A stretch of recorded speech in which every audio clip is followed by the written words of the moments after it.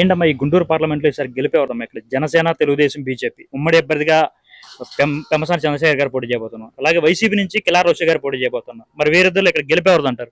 పెమ్మసాని చంద్రశేఖర్ గారిదేనండి. ఎందుకు పెమ్మసాని గారు? ఆయన అభివృద్ధి చేస్తారనే నమ్మకంతో మనుషులు ఆయనకి పట్టం కడుతున్నారు. వైసీపీ పాలన చూశారు, అంతా దుర్మార్గ పాలనే. పిల్లలకి ఒక్క సంక్షేమ పథకం లేదు. నేను చదివాను, నేను టీడీపీ అని చంద్రబాబు నాయుడు వరకు వచ్చినాయి అన్ని నాకు వచ్చినాయి. వైసీపీ ఎప్పుడైతే గెలిచిందో అప్పటి నుంచి నాకు అన్ని ఆపేశారు. ఇప్పుడు వట్టికి జాబ్ కూడా రాలేదు. నాకు జాబ్ సెర్చింగ్ కోసమే ఉన్నా. నేను ఏం చదువుకున్నారు? నేను బీఫార్మసీ అయిపోయింది, జాబ్ లేదు.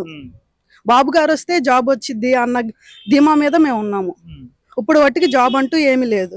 అంటే ఇక్కడ జగన్మోహన్ రెడ్డి గారి సంక్షేమ అభివృద్ధి ఏం బాలేదమ్మా ఇక్కడ? అస్సలు అంటూ బాలేదండి. ఇప్పుడు ఇళ్ల స్థలాలు ఇచ్చారు. ఇళ్ల స్థలాలు ఇస్తే ఎవరు పేదలకు ఇవ్వాలి. అందరికి 8 ఎకరాలు 10 ఎకరాలు ఉన్న వాళ్ళ వట్టికి వైసీపీ వాళ్ళ వట్టికే ఇస్తే కదమ వాళ్ళు ఏమవుతారండి? కదమ వాళ్ళు ఉండారు కదా, పేదలకు ఇవ్వాలి కదా. పేదలకు ఇస్తేనే కదా వాళ్ళు కొంచెం మాకు ఇలా ఇళ్ల స్థలాలు ఇచ్చారు, మేము ప్రశాంతంగా ఉంటున్నామని. ఎవరికి ఏమి ఇవ్వకపోతే పరిస్థితి ఏందండి? లేని వాళ్ళకే ఇచ్చేసామని చెప్పారు. మాట చెప్తున్నారు. ఒక్కసారి వచ్చి మీరు సర్వే చేసుకుంటే మీకు తెలుస్తుంది ఎవరికి ఇచ్చారో లేదో.